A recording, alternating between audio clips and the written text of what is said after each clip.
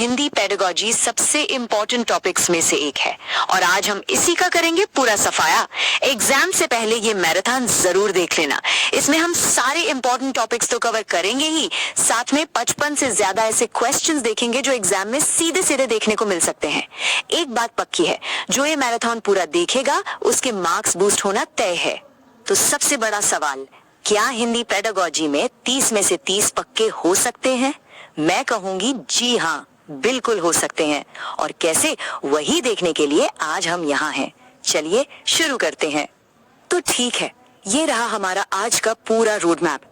हम शुरू करेंगे बिल्कुल जीरो से, समझेंगे भाषा अर्जन और अधिगम क्या है।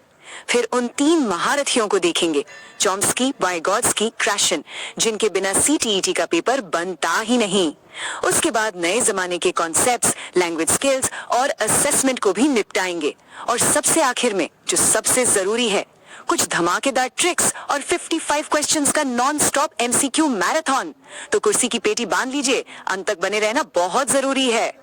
तो चलिए शुरू करते हैं हमारे पहले और सबसे फाउंडेशनल टॉपिक से, भाषा सीखने की प्रक्रिया। यहाँ हम बात करेंगे अर्जन और अधिगम के बारे में। और हाँ, इस कॉन्सेप्ट को बिल्कुल दिमाग में छाप लेना, क्योंकि सीटेट में यहाँ से एक सवाल तो 100% पक्का है, सीधा सीधा पूछा जाता है। अच्छा, अब इस स्लाइड को देखो। एक तरफ है भाषा अर्जन यानी एक्विजिशन। ये बिल्कुल वैसे ही है जैसे एक छोटा बच्चा अपने घर में अपने परिवार के बीच रहकर अपनी मातृभाषा, मान लो हिंदी, सीख जाता है। कोई किताब नहीं, कोई टीचर नहीं, कोई नियम नहीं, ये एकदम नेचुरल प्रोसेस है। और दूसरी तरफ है भाषा अर्जिगम यानी लर्निंग। ये वो है जो हम स्कूल में करते हैं, जब हम FOR फॉर करके इंग्लिश या कोई दूसरी भाषा सीखते हैं, नियमों के साथ, कॉन्शियस एफर्ट के साथ। बस अर्जन मतलब अपने आप, अधिगम मतलब एफर्ट लगाकर। सिंपल। चलो तो फटाफट एक सवाल का जवाब दो। एक बच्चा घर पर अपनी मम्मी पापा से बात करके जो भाषा सीखता है वो क्या है, अधिगम है या अर्जन? दिमाग में आंसर आ गया? हाँ, बिल्कुल सही, वो है अर्जन। क्यों? क्योंकि ये नेचुरली हो रहा है, बिना किसी एफर्ट के। और ये रहा सीटेट का सबसे कॉमन ट्रैप। इसको तो गांठ बांध लो। एग्जाम में ऑप्शन आएगा मातृभाषा का अधिगम होता है और कई लोग इसमें फंस जाते हैं। याद रखना, मातृभाषा का कभी भी अधिगम नहीं होता, हमेशा अर्जन होता है। Acquired, not learned. ये गलती भूल कर भी मत करना। चलिए अब आते हैं दूसरे सबसे हाई वेटेज टॉपिक पर। ये है भाषा के सिद्धांत। और यहाँ हम 3 बड़े दिग्गजों की बात करेंगे जिनसे सीटेट को कुछ ज्यादा ही प्यार है। नाम है चॉम्स्की, वाइगॉट्स्की और क्रैशन। इनसे सवाल आएगा ही आएगा। ये स्लाइड समझो कि आपकी चीट शीट है, इसका स्क्रीनशॉट ले लो, बहुत काम आएगा। देखो कितना सिंपल है। नॉम चॉम्स्की कहते हैं कि हम सबके दिमाग में एक लैंग्वेज एक्विजिशन डिवाइस मतलब LAD पहले से ही इंस्टॉल होकर आता है, ये जन्मजात है। अब वाइगॉट्स्की कहते हैं कि भाई ये डिवाइस तो है, पर ये एक्टिवेट तब होगा जब बच्चा समाज में लोगों से बातचीत करेगा। और फिर स्टीवन क्रैशन बताते हैं कि इसे एक्टिवेट करने का सबसे बेस्ट तरीका क्या है, बच्चे को उसके करंट लेवल से बस एक लेवल ऊपर की चीजें सिखाओ, जिसे कहते हैं I+1। तीनों की कहानी जुड़ गई। तो एग्जाम के लिए हमारी ट्रिक क्या है, बस कीवर्ड्स पकड़ने हैं। क्वेश्चन में जन्मजात, LAD या यूनिवर्सल ग्रामर जैसा कुछ भी दिखे, आंख बंद करके चॉम्स्की लगा देना। समाज, संस्कृति या अंतःक्रिया दिखे तो जवाब वाइगॉट्स्की होगा। और अगर स्तर से एक ऊपर यानी I+1 की बात हो तो वो क्रैशन है। बस इतना ही। चलो एक टेस्ट हो जाए। मनुष्यों में भाषा सीखने की क्षमता जन्मजात होती है। बताओ ये किसने कहा? कीवर्ड क्या पकड़ा? जन्मजात। तो जवाब क्या हुआ? एकदम सही, नोम चॉम्स्की। क्या बात है। चलो अब कुछ मॉडर्न कॉन्सेप्ट्स देखते हैं जो आजकल सीटेट के फेवरेट बन गए हैं। ये है कोड मिक्सिंग और मल्टीलिंगुअलिज्म यानी बहुभाषिकता। इन दोनों में लोग बहुत कंफ्यूज होते हैं, पर ये बहुत ही सिंपल है। देखो, कोड मिक्सिंग का मतलब है एक ही सेंटेंस में खिचड़ी बनाना। जैसे हम बोलते हैं माई टीचर इज वेरी अच्छी, एक ही वाक्य में इंग्लिश और हिंदी मिक्स कर दी। और कोड स्विचिंग का मतलब है गेयर बदलना। एक पूरी बात इंग्लिश में कही, फिर दूसरी पूरी बात हिंदी में। जैसे I was going to the market, अरे सुनो तुम भी चलोगे। सिंपल है ना? मिक्सिंग मतलब खिचड़ी, स्विचिंग मतलब गेयर बदलना। और ये लाइन, इसको तो अपने दिमाग में परमानेंट मार्कर से लिख लो। सीटेट का ये गोल्डन रूल है, बहुभाषिकता एक बाधा नहीं बल्कि एक संसाधन है। Multilingualism is a resource not a problem.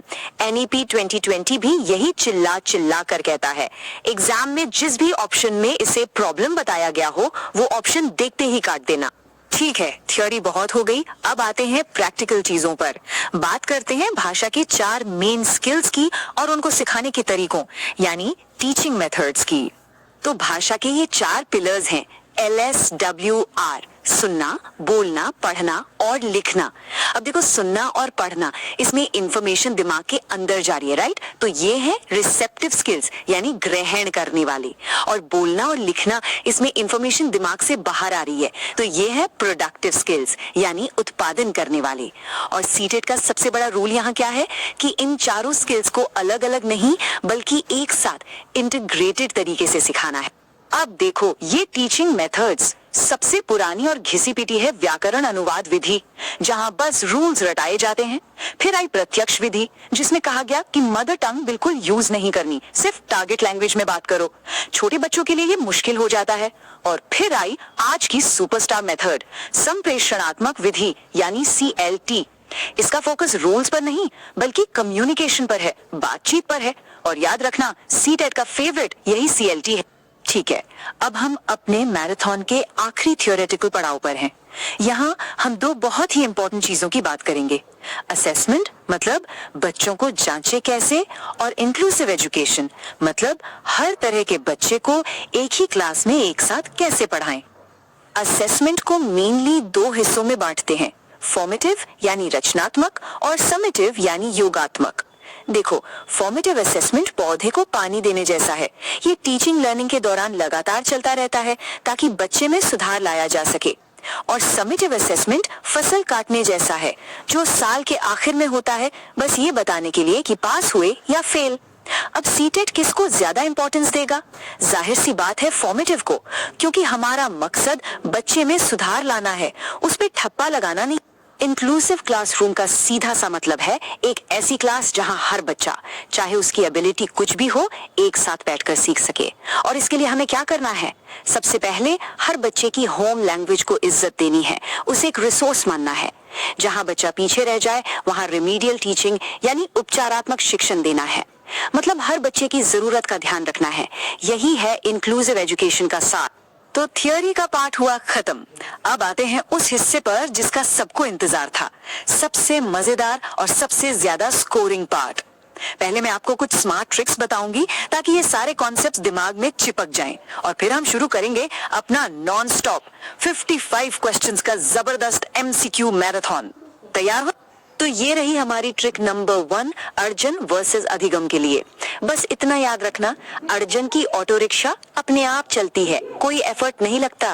लेकिन अधिगम की लर्निंग कार्ड चलाने के लिए एफर्ट लगता है, सीखना पड़ता है। Auto rickshaw is equal to अर्जन, learning card is equal to अधिगम, सिंपल। और इसी के साथ शुरू होता है हमारा MCQ मैराथन। तैयार हो जाइए रैपिड फायर के लिए। सवाल नंबर 1 आपकी स्क्रीन पर। भाषा अर्जन होता है जब A बच्चे को व्याकरण के नियम पढ़ाए जाते हैं, या B बच्चा बिना सचेतन ध्यान के भाषा ग्रहण करता है। क्या होगा सही जवाब? सोच लिया? करेक्ट आंसर है ऑप्शन B, क्योंकि अर्जन में कोई कॉन्शियस अटेंशन या नियम नहीं होते। बहुत बढ़िया, ऐसे ही हम एक के बाद एक सवाल करते जाएंगे। याद रखना, हर 10 सवालों के बाद मैं स्कोर पूछूंगी, तो अपने मार्क्स काउंट करते रहना और कमेंट में जरूर बताना। लेट्स सी कौन टॉप करता है।